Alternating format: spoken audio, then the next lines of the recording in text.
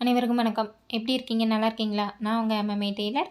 இன்றைக்கி நம்ம வீடியோவில் ஒரு சிம்பிளான சூப்பரான ஒரு பஃப் ஸ்லீவ் வந்து எப்படி ஸ்டிச் பண்ணுறது அப்படிங்கிறத பார்க்க போகிறோம். இப்போ இதுக்காக வந்து பார்த்திங்கன்னா நான் ஒரு ப்ளவுஸ் கிளாத் வந்து எடுத்து வச்சுருக்கேன். இப்போ நீங்கள் பிக்சரில் பார்க்குற மாதிரியான ஒரு பஃப் ஸ்லீவ் தான் இப்போ நம்ம எப்படி ஸ்டிச் பண்ண போகிறோம் அப்படிங்கிறத நம்ம டீட்டெயில்டாக வந்து பார்க்க போகிறோம்.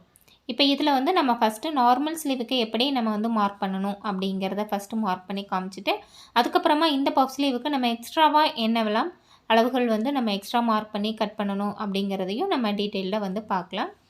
இப்போ இதுக்காக வந்து பார்த்திங்கன்னா நான் ஒரு கிளாத் வந்து நான் எடுத்து வச்சுருக்கேன். இந்த ப்ளவுஸோடைய ஃப்ரண்ட் அண்ட் பேக் எல்லாம் ரெடி பண்ணி நான் ஷோல்டர் வரைக்கும் ஜாயின் பண்ணி வச்சுருக்கேன். இப்போ நம்ம எப்படி ஸ்லீவ் வந்து மார்க் பண்ணுறது அப்படிங்கிறத நம்ம ஃபஸ்ட்டு வந்து பார்க்கலாம். இந்த ஸ்லீவ் வந்து மார்க் பண்ணுறதுக்கு வந்து பார்த்திங்க அப்படின்னா உங்களுக்கு ஆஃப் ஸ்லீவ், அதாவது ஷார்ட் ஸ்லீவுக்கு தேவைப்படுற மெஷர்மெண்ட்டும் வேணும். அதே மாதிரி எல்போ ஸ்லீவுக்குரிய லென்த்தும் அதுக்குரிய சுற்றளவும் நமக்கு வந்து வேணும்.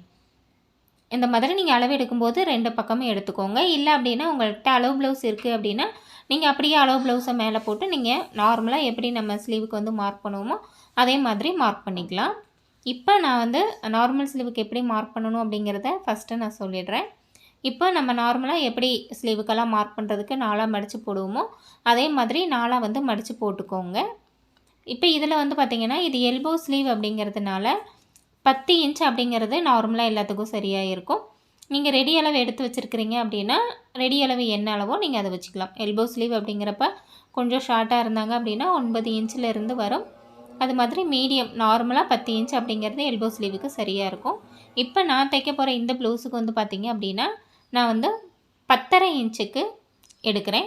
இந்த 10.5 இன்ச்சு கூட 2 இன்ச்சு எக்ஸ்ட்ராவாக மார்க் பண்ணி 12.5 இன்ச்சுக்கு உயரம் வந்து நான் மார்க் பண்ணுறேன்.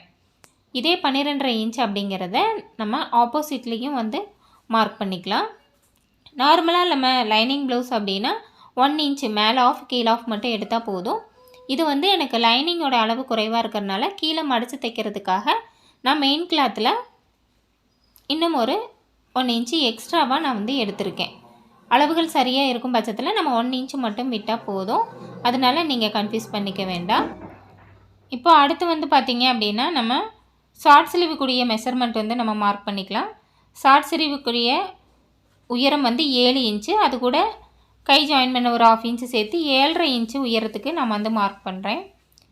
இப்போ இந்த 7.5 இன்ச்சில் நம்ம ஒரு சுற்றளவு அப்படிங்கிறது எடுப்போம் இல்லையா, அது வந்து எவ்வளவோ அதில் பாதியை இங்கே வந்து மார்க் பண்ணிக்கலாம். இப்போ அதோடைய சுற்றளவு ஒரு 13 இன்ச்சு இருக்குது அப்படின்னா அதில் பாதி 6.5 இன்ச்சு அப்படிங்கிறத நம்ம இங்கே வந்து மார்க் பண்ணணும். நீங்கள் உங்களுடைய கையுடைய சுற்றளவு என்ன அளவோ நீங்கள் அதை வந்து இங்கே மார்க் பண்ணிக்கோங்க. அதே மாதிரி சைடில் தையலுக்காக ஒரு 1.5 இன்ச் அப்படிங்கிறத தனியாக மார்க் பண்ணிக்கோங்க. இப்போ நம்ம ஷார்ட் ஸ்லீவுக்குரிய மெஷர்மெண்ட் வந்து மார்க் பண்ணிட்டோம்.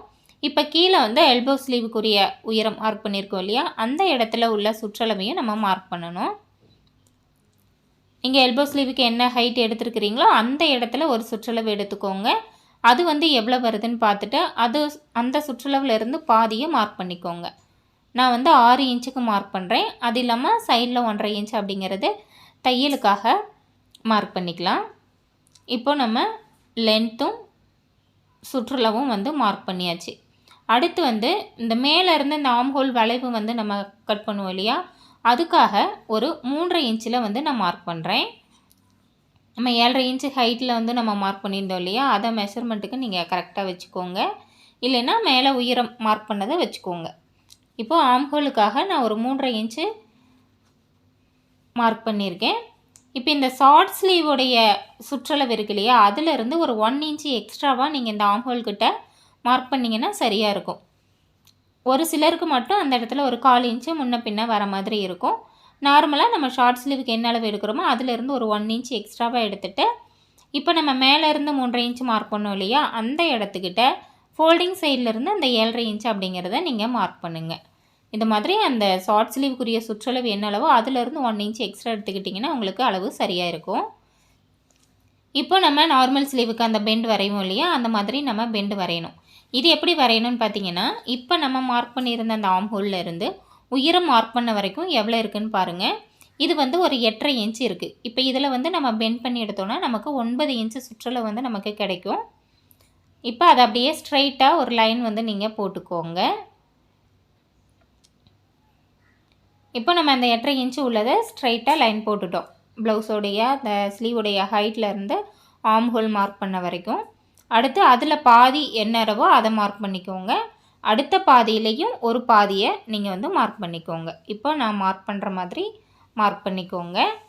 இப்போது நம்ம ஃபஸ்ட்டு ஒரு பாதி மார்க் பண்ணோம் இல்லையா, அதுக்கு மேலேயும் கீழேயும் ஒரு ஆஃப் இன்ச் அப்படிங்கிறத நீங்கள் மார்க் பண்ணி எடுத்துக்கோங்க. இப்போ நம்ம இதில் ஸ்லீவுடைய பெண்டு வந்து வரையணும்.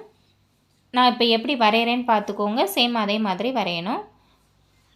உயரத்தில் இருந்து சென்ட்ரு மார்க் பண்ண ஆஃப் இன்ச் வரைக்கும், அடுத்த சென்ட்ரு வரைக்கும் மார்க் பண்ணிவிட்டு அதுக்கு கீழே வர்றதை கொஞ்சம் இப்படி பெண்ட் பண்ணி எடுத்துருங்க.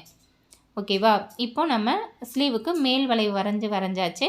அடுத்து உள்வளைவு, உள்கை வந்து எப்படி வரையணும் அப்படிங்கிறத பார்த்துக்கோங்க. உள்ளே ஒரு ஆஃப் இன்ச்சில் மார்க் பண்ணோம் இல்லையா, அந்த இதை வந்து டச் பண்ணி நமக்கு வரணும். அந்த மாதிரி வரையும் போது ஆர்ம் ஹோல் வரைக்கும் போகாமல் கொஞ்சம் முன்னாடியே மேலே உள்ள லைனில் நீங்கள் டச்சப் வந்து பண்ணிடணும். இப்போ இது வந்து நார்மல் ஸ்லீவுக்கு நம்ம கட் பண்ணுறதுக்கு மார்க் பண்ண வேண்டிய அளவு.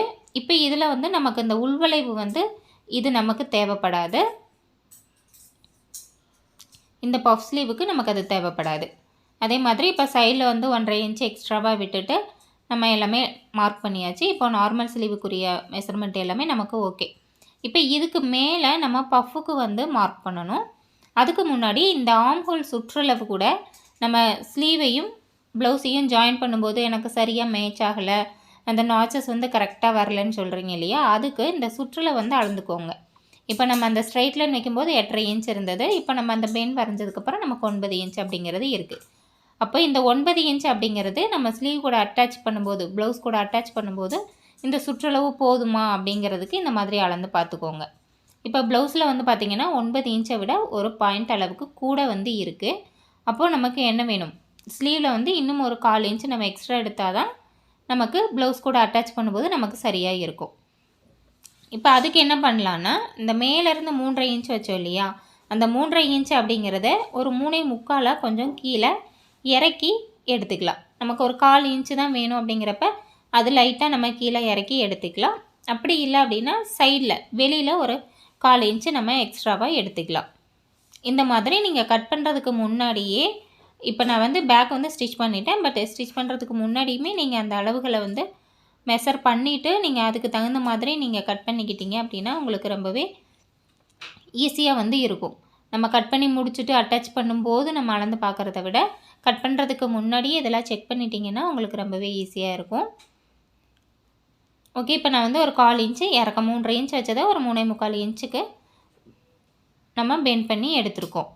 அடுத்து இந்த பஃப் ஸ்லீவுக்கு என்ன பண்ணணும்னா, நம்ம இப்போ நார்மல் ஸ்லீவ் மார்க் பண்ணதுக்கு மேலே ஒரு 3.5 இன்ச்சிலேருந்து 4 இன்ச் வரைக்கும் எக்ஸ்ட்ரா எடுத்துக்கலாம். உங்களுக்கு அந்த பஃப் வந்து எந்த அளவுக்கு உங்களுக்கு வேணுமோ அந்த அளவுக்கு எடுத்துக்கலாம். இப்போ நான் வந்து ஒரு 3.5 இன்ச்சுக்கு நான் எடுக்கிறேன் உயரத்தில். அதே மாதிரி அகலம் வந்து பார்த்திங்க அப்படின்னா, நம்ம ஏற்கனவே அந்த சென்டர் பாயிண்ட் வந்து மார்க் பண்ணியிருக்கோம் இல்லையா, அந்த பாயிண்ட்டை நீங்கள் வந்து எடுத்துக்கோங்க. இப்போ அந்த ஸ்லீவுடைய சுற்றளவில் பாதி நம்ம வந்து எடுக்கணும். அப்படி எடுத்தோன்னா ஏற்கனவே நம்ம சென்டர் மார்க் பண்ண இடம் வரைக்கும் நமக்கு வரும். இப்போ நம்ம மேலே மார்க் பண்ணதும் அந்த சென்டர் பாயிண்ட்டுக்கும் இந்த மாதிரி பெண்ட் பண்ணி ஒரு லைன் அப்படிங்கிறத நீங்கள் போட்டு எடுத்துக்கோங்க. இதுதான் நமக்கு பஃப்புக்காக நம்ம எக்ஸ்ட்ரா மார்க் பண்ணக்கூடியது.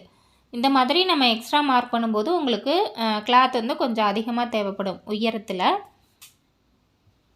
இதுவே நம்ம நார்மலாக பஃப் ஸ்லீவ், ஃபுல் பஃப் ஸ்லீவ்லாம் வைப்போம் இல்லையா, அதுக்கெல்லாம் வந்து நமக்கு அகலம் ஜாஸ்தியாக எடுப்போம். இதுக்கு வந்து நம்ம அகலம் ஜாஸ்தியாக எடுக்காமல் உயரத்தில் வந்து அதிகமாக எடுக்கிறோம். இப்போ நம்ம மார்க் பண்ண எல்லாத்தையுமே கட் பண்ணி எடுத்துக்கலாம். இப்போ இதே மெஷர்மெண்ட் ஓகேனா லைனிங்லேயும் இதே மெஷர்மெண்ட்டுக்கு நம்ம கட் பண்ணி எடுத்துக்கலாம். இல்லை நீங்கள் லைனிங்கில் வந்து மார்க் பண்ணி கட் பண்ணுறீங்கன்னா சேம் அதே மாதிரியே மெயின் கிளாத்தில் கட் பண்ணி எடுத்துக்கோங்க. இந்த மாதிரி அந்த லாஸ்ட்டில் அந்த ஸ்லீவ் வந்து நீங்கள் அட்டாச் பண்ணி சைடு தைக்கும்போது இப்போ நம்ம எப்படி அந்த பெண்ட் பண்ணி வரைஞ்சிருக்கிறோமோ அதே ஷேப்பில் நீங்கள் ஸ்டிச்சஸ் வந்து போட்டிங்க அப்படின்னா தான் உங்களுக்கு அந்த ஃபிட்டிங் வந்து கிடைக்கும். நாச்சஸ் வந்து போட்டுக்கோங்க. சென்டர் நாச்சும் ஆர்ம் ஹோல் கிட்ட இருக்கிற நாச்சும் நீங்கள் போட்டு எடுத்துக்கோங்க. இப்போ இதில் நம்ம உள்வளைவு வந்து கட் பண்ணணும். அதுக்கு முன்னாடி இந்த இடத்துல கொஞ்சம் அந்த சேஃப் வந்து கரெக்டாக எடுத்துக்கோங்க. ரொம்ப அப்படியே கார்னர் வராமல் கொஞ்சம் பெண்ட் பண்ணி கட் பண்ணி எடுத்துக்கோங்க. இப்போ இதில் வந்து 2 ஸ்லீவ் நம்ம சேர்ந்த மாதிரி கட் பண்ணியிருக்கோம். அதை ஓப்பன் பண்ணிவிட்டு உள்வளைவுக்கு லைட்டாக வந்து கட் பண்ணிக்கோங்க. நம்ம ஃபஸ்ட்டு மார்க் பண்ண உள்வளைவுங்கிறது அது நார்மல் ஸ்லீவுக்கு தான். பட் இதில் வந்து நம்ம அந்தளவுக்கு டீப்பாக கட் பண்ணாமல் கொஞ்சம் லைட்டாக நீங்கள் எடுத்துக்கிட்டீங்க அப்படின்னாலே போதும். இப்போ நான் ஒரு 1/4 இன்ச் அளவில் கட் பண்ணுறேன். இது வந்து மேலே வரையும் கட் பண்ணாமல் கொஞ்சம் முன்னாடியே நிறுத்திடுறேன். நம்ம பஃப் வைக்கும்போது நமக்கு அந்த இது சரியாக வந்து வந்துடும். இப்போ இதில் வந்து நம்ம மெயின் கிளாத்தையும் லைனிங் கிளாத்தையும் நம்ம நார்மலாக எப்படி அடித்து திருப்புவோமோ இல்லை மடித்து தைப்போமோ அதே மாதிரி நம்ம வந்து ஸ்டிச் பண்ணி எடுத்துக்கலாம். ஸ்டிச் பண்ணி எடுத்துகிட்டு நம்ம எப்படி பஃப் வந்து வைக்கிறது அப்படிங்கிறத நம்ம வந்து பார்க்கலாம். இப்போ பார்த்திங்கன்னா நான் லைனிங் வந்து கட் பண்ணிவிட்டு லைனிங் கூட மெயின் கிளாத்தையும் அட்டாச் பண்ணி வச்சுருக்கேன். கீழே இந்த மாதிரி நான் மடித்து வச்சு தைச்சிருக்கேன். கிளாத் இல்லாதனால நான் எக்ஸ்ட்ரா விட்டு கீழே வந்து அப்படியே லைனிங் கிளாத்தை மடித்து வந்து நான் தைச்சிருக்கேன். இப்போ இதில் நம்ம பஃப் வந்து வைக்கணும். எங்கேருந்து நம்ம பஃப் வைக்கணும் அப்படின்னா நம்ம அந்த சென்டர் வந்து மார்க் பண்ணியிருந்தோம் இல்லையா, அந்த அளவை நீங்கள் வந்து மார்க் பண்ணிக்கோங்க. அதே மாதிரி ஆப்போசிட்லேயும் அதே லைன்கிட்ட நீங்கள் மார்க் பண்ணிக்கோங்க. இப்போ இதுக்கு மேலே உள்ள பகுதியில் தான் நம்ம என்ன செய்யணும், பஃப் வந்து வச்சு ஸ்டிச் பண்ணணும். ஒரு சைட்லேருந்து அப்படியே ஆப்போசிட் சைடு வரைக்கும் நம்ம வந்து ஃப்ளீட் வந்து வச்சுக்கலாம். இது வந்து உங்களுக்கு அப்படியே ஃப்ளீட் வைக்கிறதுக்கு கஷ்டமாக இருக்குது அப்படின்னா ஊசி நூல் வச்சு நம்ம அப்படியே தையல் மாதிரி போட்டு நீங்கள் அந்த சுருக்கு மாதிரி செஞ்சுக்கலாம். அது வந்து எப்படி பண்ணுறது அப்படிங்கிறத நான் இன்னொரு வீடியோவில் உங்களுக்கு சொல்கிறேன். இதில் வந்து நான் அப்படியே ஒரு 1/4 இன்ச்சு அளவில் ஃப்ளீட் வந்து நான் வச்சுட்டே வரேன். ஒரு சைட்லேருந்து அப்படியே சென்டர்லேருந்து அப்படியே கண்டினியூஸாக ஆப்போசிட் சைடு வரைக்கும் நம்ம இந்த பஃப் அப்படிங்கிறத வச்சுக்கலாம்.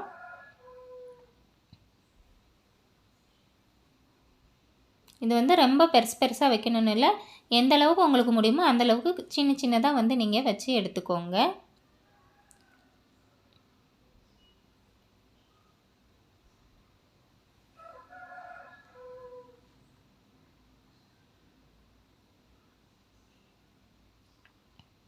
இப்போ நம்ம மார்க் பண்ண வரைக்கும் நம்ம வந்து ஃப்ளீட் வச்சு எடுத்துட்டோம். இப்போ உங்களுக்கு பார்க்கும்போதே தெரியும் அது எந்த அளவுக்கு அந்த பஃப் வந்து உங்களுக்கு வந்திருக்கு அப்படிங்கிறது.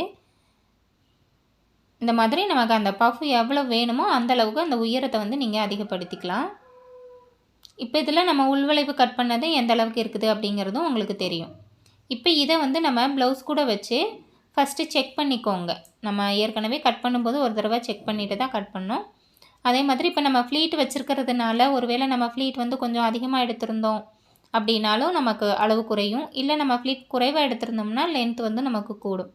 அதனால் இந்த மாதிரி செக் பண்ணிக்கோங்க. சென்டரில் இருந்து பேக் தனியாக ஃப்ரண்ட் தனியாக செக் பண்ணிக்கோங்க. இப்போ எனக்கு வந்து பார்த்திங்கன்னா ஒரு 1/4 இன்ச் அளவுக்கு குறைவாக இருக்குது, ஸ்லீவில் வந்து குறைவாக இருக்குது. அதுக்காக நான் ஒரு லாஸ்ட்டாக ஒரு ஃப்ளீட்டை மட்டும் நம்ம பிரித்து விட்டோம் அப்படின்னு சொன்னோன்னா நமக்கு அளவுகள் வந்து சரியாக இருக்கும். இப்போ நான் வந்து ஒரு ஃப்ளீட்டை மட்டும் நான் பிரித்து விட்டுருக்கேன். இந்த இடத்துல மட்டும் ஒரு ஃப்ளீட்டை வந்து நான் பிரித்து விட்டுருக்கேன். இதை பிரித்து விட்டுட்டு நீங்கள் இதை செக் பண்ணி பார்த்துக்கோங்க. இப்போ பார்த்தீங்க அப்படின்னா சென்டர் நாச்சும் ஷோல்ட்ரு ஜாயிண்ட்டும் எனக்கு சரியாக வந்து வருது. இப்போ அதே மாதிரி ஃப்ரண்ட்லேயும் செக் பண்ணி எடுத்துக்கலாம். இப்போ இதில் வந்து நம்ம ஷோல்டர் ஜாயின் பண்ணதுக்கு பின்னாடி நம்ம இந்த ஆம்ஹோல் சுற்றளவு வந்து செக் பண்ணியிருக்கோம். பட் இந்த ஷோல்டர் ஜாயின் பண்ணுறதுக்கு முன்னாடியே அந்த மேல் உயரத்துலேருந்தே நீங்கள் அந்த சுற்றளவு அளந்து பார்த்துட்டு அந்த சுற்றளவுக்கு தகுந்த மாதிரி நீங்கள் ஸ்லீவோடைய ஆம்ஹோல் சுற்றளவு வர மாதிரி கட் பண்ணிங்க அப்படின்னா உங்களுக்கு இந்த ஸ்லீவ் ஜாயின் பண்ணும்போது கண்டிப்பாக எந்த மிஸ்டேக்கும் வராது. இப்போ ஃப்ரண்ட்லேயுமே நமக்கு ஒரு 1/4 இன்ச் வந்து அதிகமாக இருக்குது. அதையும் நம்ம வந்து ஒரு ஃப்ளீட்டை வந்து நம்ம பிரித்து விட்டுட்டோம் அப்படின்னு சொன்னோன்னா நமக்கு சரியாக வந்து இருக்கும். இப்போ நான் வந்து பிரித்து விட்டுட்டேன். இது வந்து நம்ம எப்படியும் நார்மல் ஸ்லீவ் எப்படி ஜாயின் பண்ணி சைடெல்லாம் தைப்போமோ சேம் அதே மாதிரியே நம்ம தைச்சி எடுத்துக்கலாம். உங்களுக்கு ஸ்லீவ் கட்டிங் மட்டும் நான் தனியாக ஒரு வீடியோ வந்து நான் போடுறேன். அப்போ உங்களுக்கு கிளியராக அது வந்து புரியும். இப்போ பார்த்திங்கன்னா நம்ம ஸ்லீவ் வந்து ஜாயின் பண்ணி சைடு தைச்சதுக்கு பின்னாடி நமக்கு இந்த மாதிரி தான் உங்களுக்கு இருக்கும். இப்போ நம்ம ஃபஸ்ட்டு பிக்சர் காமிச்சோம் இல்லையா, அதே மாதிரி தான் இந்த இது நம்ம வேர் பண்ணும்போது நமக்கு இருக்கும். கண்டிப்பாக இந்த வீடியோ உங்களுக்கு ரொம்பவே யூஸ்ஃபுல்லாக இருந்திருக்கும் அப்படின்னு நினைக்கிறேன். இந்த வீடியோ உங்களுக்கு பிடிச்சிருந்தது அப்படின்னா ஒரு லைக் பண்ணுங்கள், உங்கள் ஃப்ரெண்ட்ஸ்களுக்கும் ஷேர் பண்ணுங்கள். இது வரைக்கும் நீங்கள் என்னோடய சேனலை சப்ஸ்கிரைப் பண்ணல அப்படின்னா சேனலை மறக்காமல் சப்ஸ்கிரைப் பண்ணிக்கோங்க. பக்கத்தில் ஒரு பெல் ஐக்கான் இருக்கும், அதையும் அழுத்திடுங்க. அப்போ தான் நான் போகிற வீடியோஸ் உங்களுக்கு நோட்டிஃபிகேஷனாக கிடைக்கும். நீங்களும் என்னோடய வீடியோஸை மிஸ் பண்ணாமல் ஃப்ரீயாக பார்க்க முடியும். நன்றி, வணக்கம்.